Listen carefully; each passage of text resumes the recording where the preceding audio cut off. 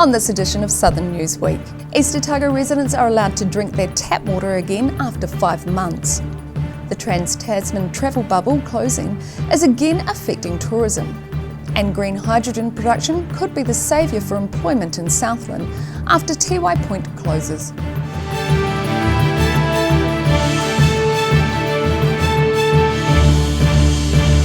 Kia ora, I'm Melissa Barton. The Dunedin City Council has lifted the Do Not Drink notice for water supplies to communities north of the city. The notice has been in place since February, following elevated lead level readings detected in the community's drinking water.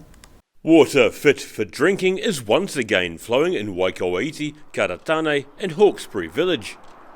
Announcing the lifting of restrictions this morning, Dunedin Mayor Aaron Hawkins says council water staff carried out about 2,000 tests over the past 5 months. We've completed extensive investigations, including more than 2,000 water tests that show there is no detectable lead in the drinking water network after we found intermittent elevated lead readings in water samples. The council's decision to lift the notice was made in conjunction with Public Health South and means both parties are now satisfied the water is safe to drink. But there are conditions. Each time anyone anywhere in New Zealand uses their taps for water, for drinking or cooking or brushing your teeth, just flush 500 mils out first down the tap, down the drain, before you take your water that you'll use. That said, Public Health South recommends people do not drink the water at the Waikouaiti Golf Course or Karatane School. Dunedin City Council Three Waters Group Manager Tom Dyer says people or facilities with longer pipes may have to flush for longer periods. Properties are typically of a non-domestic nature that might have larger pipe work or a long length of pipe work from the road.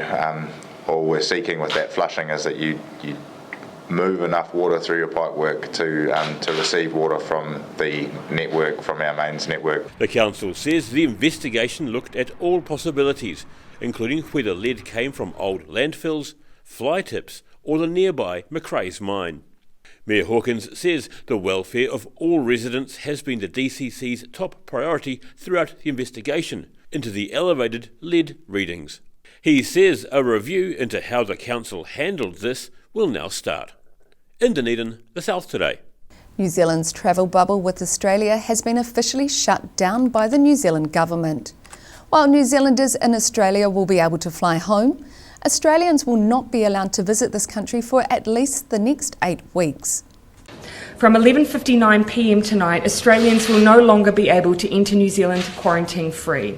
This will be in place for at least the next 8 weeks. In a blow to New Zealand's tourism economy, Prime Minister Jacinda Ardern has closed the travel bubble between this country and Australia. The Quarantine Travel Free initiative had already encountered several temporary pauses along the way, but the emergence of the Delta variant of COVID-19 has increased the risk profile for the Trans-Tasman bubble. It is the government's duty to keep New Zealanders safe from COVID-19, and we continue to believe that the strongest health response is also the strongest economic response. This approach has served us well to date. So too is our willingness to adapt. COVID has changed, and so we must. For New Zealanders currently on holiday or business in Australia, they can come back to the country, although some, such as those in New South Wales, will have to quarantine for 2 weeks. For New Zealanders in Australia, we are absolutely committed to getting you home. For the next 7 days, we will have managed return flights for New Zealanders from all states and territories. Only New Zealand citizens and those ordinarily resident in New Zealand will be able to fly home. Jim Bolt, who is the mayor of the tourism hotspot that is Queenstown Lakes District, says he's very disappointed that the length of the travel bubble suspension has been set to almost 2 months. He is predicting it will be devastating for the local economy. Across New Zealand, the South Today. It was always going to be a big ask for Erica Fairweather to back up her qualifying swim at the Tokyo Olympics. But the Dunedin swimmer clocked a time of 4 minutes and 8.01 seconds to finish 8th. and her school was with her every stroke of the way. Dunedin teen Olympian Erica Fairweather swam in the final of the women's 400 metres freestyle at the Tokyo Olympic Games this afternoon, New Zealand time. Staff and students of her Dunedin school cheered her on in the school's hall. You know your students so well, I think, don't you, and as a principal, and you're just proud of who they are and what they can achieve, and this is the ultimate. Anybody who can achieve at the highest level for them, whatever that is always...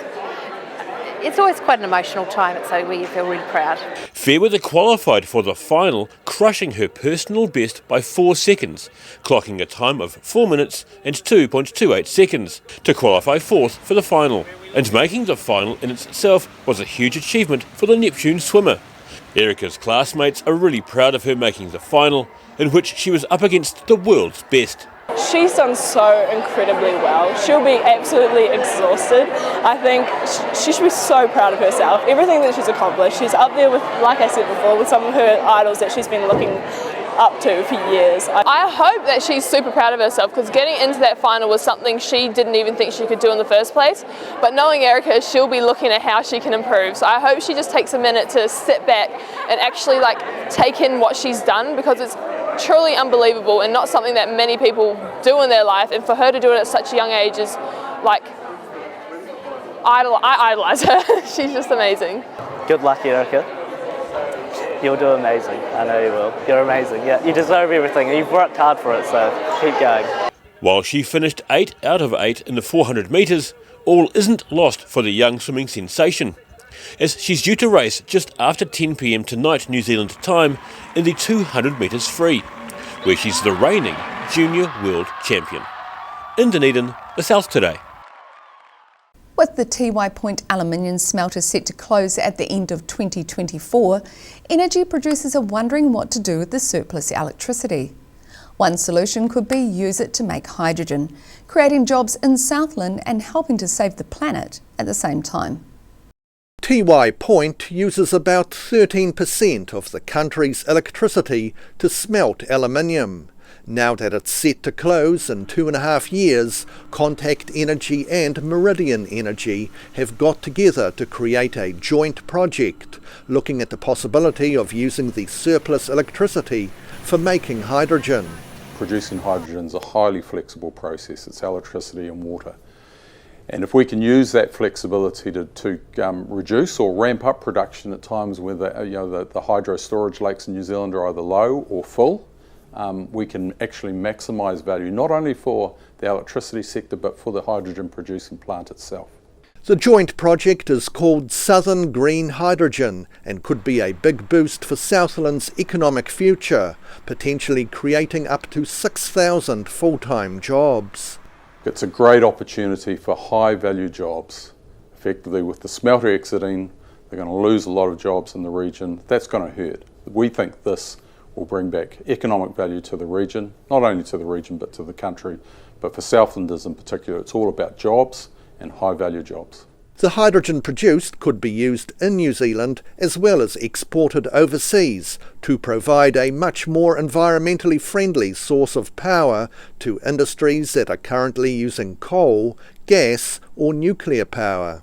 The opportunities are enormous. There's the opportunity obviously in the transport sector, especially in the heavy transport sector where ordinary lithium batteries do not appear so viable.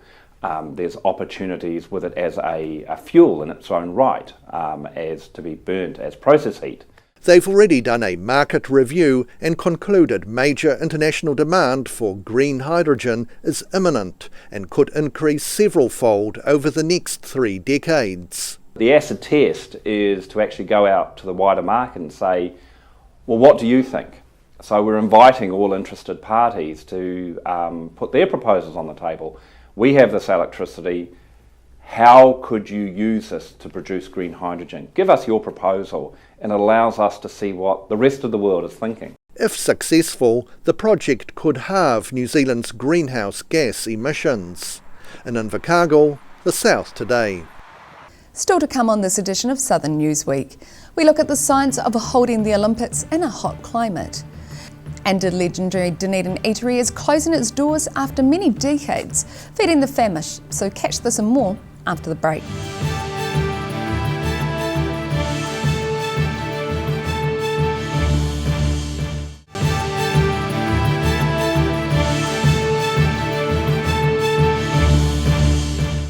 Welcome back. An 18-month-long project to highlight the science behind the Olympic Games is finally coming to fruition.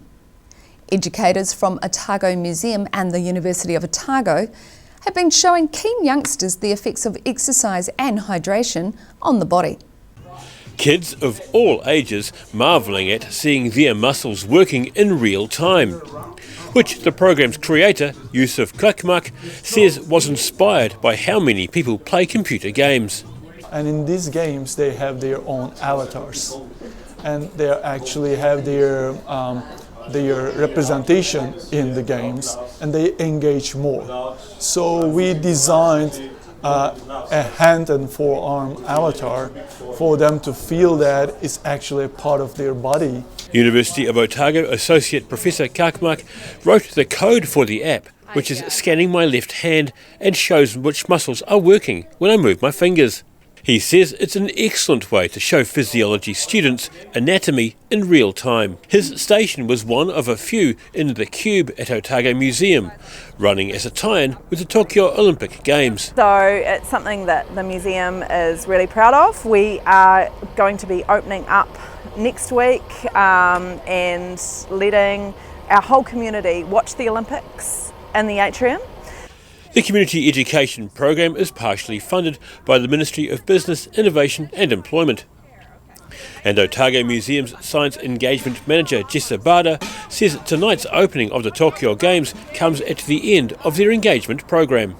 Inside the box where it's nice and warm, they can compare the difference between how it feels. They can also learn about anatomy, they can learn about how their muscles work together through concentric and eccentric contraction. They can learn about hydration and how different types of hydration can affect their performance. A swarm of eager young minds in front of him at the hydration station. Andrew Barnes says which type of drink we choose has a direct impact on our ability to perform. So the learning part here is that we don't realize that many drinks are acidic, and the acidity is actually taken care of by the kidney. The kidney is the main organ. If it's not CO2, what you can exhale, is the main organ to flush out all the acidity. The community science project closes off the school holidays and has the Otago Museum ready to host people to watch the Tokyo Olympic Games in the atrium. In Dunedin, the South Today. An iconic bakery at Dunedin's Gardens Shopping Centre is closing its doors for the last time. Rob Barker started the Krusty Corner Bakery and Cafe over 30 years ago, but says difficulties with the lease have forced him to close the business. Rob Barker's Krusty Corner Cafe and Bakery is closing this coming Friday after nearly 36 years of serving loyal customers from his shop at Dunedin's Gardens intersection. He's been trying to sell the bakery, but difficulties concerning the lease agreement means no one's keen to try and take the business on. Yeah, we're closing because the landlord won't give the lease a right of renewal. So if you try and sell it, everyone wants a right of renewal at the end, and he won't do that. So I've had a few people wanted to buy it, but they're sort of stuck, with no long lease. Barker says he got the idea of starting his own business after working at a bakery called The Bread Bin on George Street in the mid-1980s. For the first 10 years, his bakery made hot bread, cream buns and donuts. But that slowed down after supermarkets began opening on weekends and late at night. He says business picked up again after he added a coffee machine and included breakfasts and BLTs to the menu. Back in the days it was really busy, like crazy busy. There was nothing else around. It was probably this Krusty Corner and Governors, and that was about it. Barker has a holiday house in Wanaka, and he spent some time there during last year's closure of eateries across the country due to COVID-19, a temporary shift of gears that did not harm his business at all. No, that was the easiest bit, because after COVID we came back, it was busy. We got paid from the Jacinda for, being in Wanaka on holiday, so that was good. Came back and it was busy till Christmas, but from Christmas till now, I think the whole town slowed down a bit. And you sort of have quiet days, busy days. It's not just the same as it used to be. Krusty Corner's last day open is Friday, and Barker says he'll be in Wanaka by Saturday, although he does intend to come back and clear the premises later on. In Dunedin, the South Today. Ski fields in the Cardrona Valley are saying this year's midwinter school holidays have been the busiest on record. Cardrona Alpine Resort says some days saw the field at maximum capacity. Despite an unseasonably warm start to the ski season, plus a run of rain and uncertainty about the Trans-Tasman bubble, ski fields such as Cardrona Alpine Resort say they've had the busiest school holiday season on record, with both skiers and ski field workers attesting to busy crowds over the last week. A couple of days ago, very, very busy. We've had some really amazing sunny days of skiing. But today's probably the best day, to be honest. It's not so bad today and yesterday, but earlier in the week it was pretty crowded. Oh, we've had so many people. It's been pretty awesome. It's been very busy some days. I think we reached capacity a couple of days. But honestly, it's been pretty good to have people on the mountain and stuff. It's been awesome. Despite uncertainties about travel, some Australians have been able to join Kiwis sliding down the cold, white, fluffy stuff. We were flying through Melbourne and all the Melbourne cases happened. We ended up getting on the last flight out of Melbourne before they shut the borders. Meanwhile, across to the eastern side of the Cardrona Valley, the Snow Farm has also had the busiest school holiday season on record, attracting some skiers who would otherwise have gone overseas. If it wasn't for COVID, we probably would have gone overseas, but since there's COVID, we're making the most of it and coming down and getting some skiing in. It is the busiest school holidays on record for us. I think the Do Something New New Zealand really helped us out, because we are something new for a lot of people, and I think people like to have a bit of variety in their winter holidays these days, so just going to the alpine fields is not the only thing they do now. They come and look for something different, and we offer a half-day snow experience that most families really enjoy. Cardrona Alpine Resort had hoped to have the new Willows Quad chairlift open in time for these holidays. The project will provide access to 65 hectares of intermediate level terrain, but remains unopened due to lack of snow. In Cardrona, the South Today. Dunedin's siblings Sophie and Alexandra Sun have organised a fundraising concert featuring a host of southern classical musicians. Called Connections, next week's event is going to raise funds for the Otago Children's Autism Support Group. When they're not playing music, Sophie and Alexandra Sun have spent the better part of 2 months coordinating a star-studded classical music concert. So we are organising an autism fundraising concert which will involve several members of the DSO as well as other really well-known adult musicians and award-winning young musicians. All funds would go towards Autism NZ and the Otago's Children's Autism Support Group. The lineup includes Helene Duplessis, Tom McGrath and many more. The issue of autism is one which is close to the Dunedin siblings' hearts, as their younger brother Benjamin has been diagnosed with it, and like many others living with autism, is responding well to applied behaviour analysis or ABA therapy. But Sophie Sun says this can be a problem.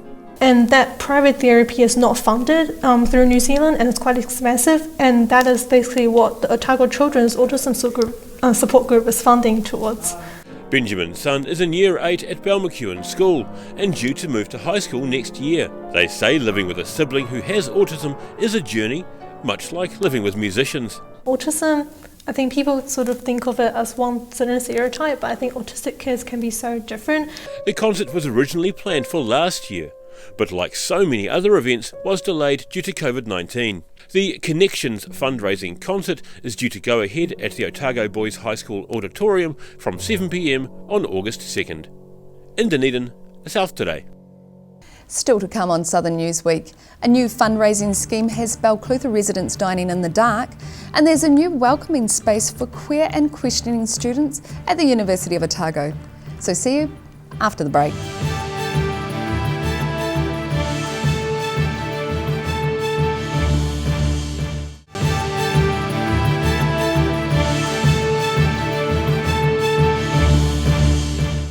Thanks for staying with us. Diners in Balclutha recently had the opportunity to experience food without the distraction of being able to see it. Balclutha Lions held a Dining in the Dark event for the first time and say apart from some spilled food, the evening was a complete success. What does food taste like when you can't see it?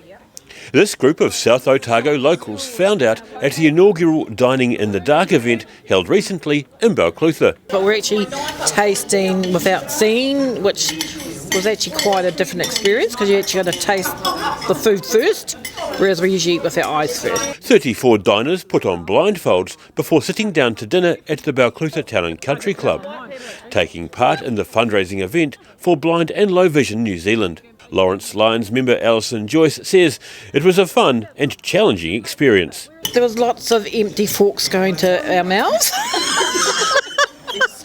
Thinking you're doing a good job, but it was quite an experience actually.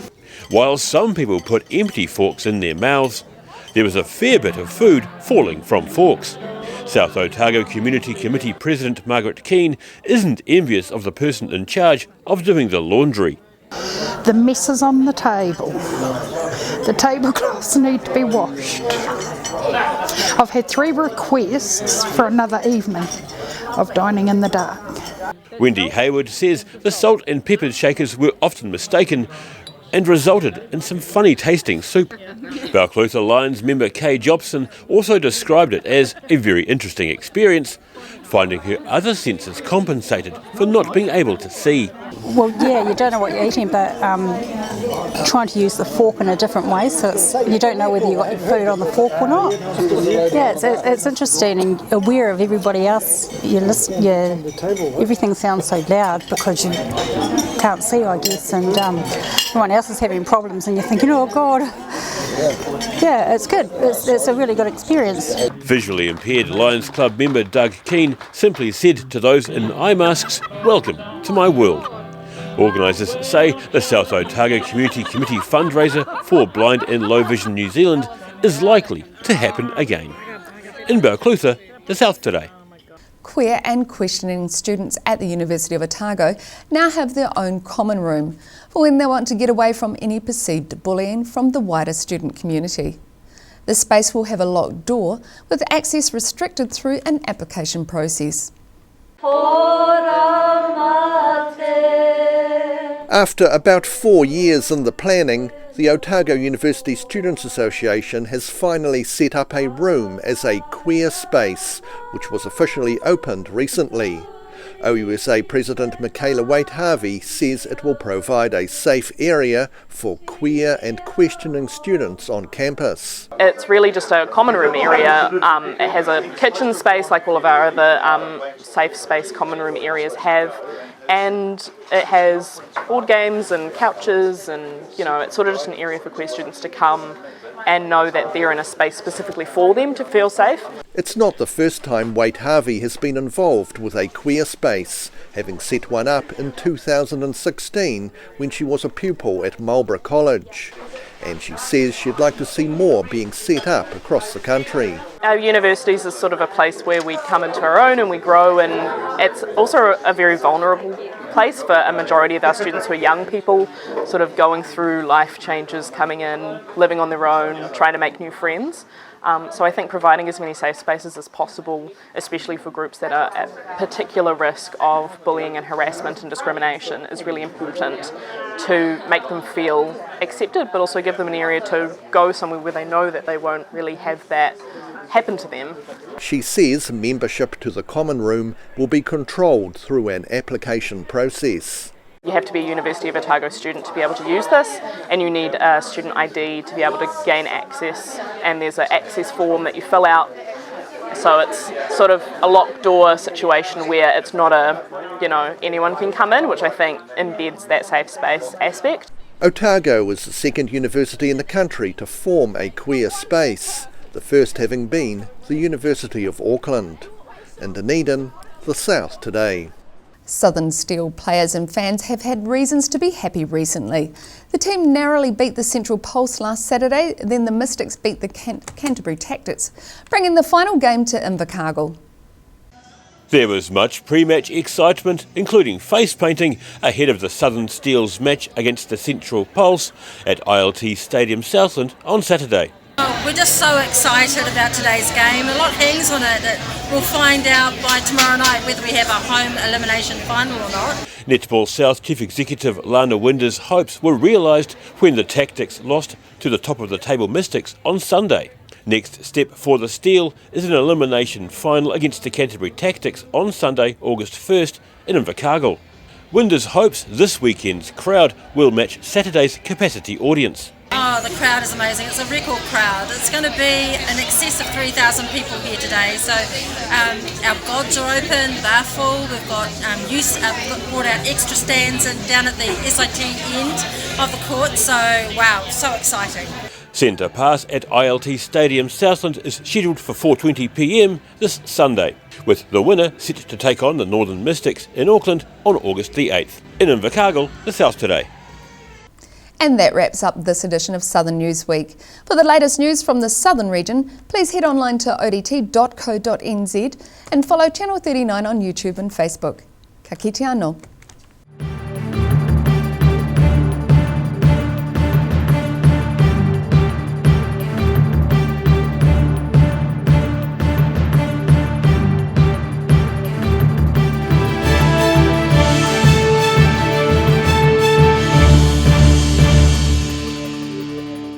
Supporting local content so you can see more of New Zealand on air.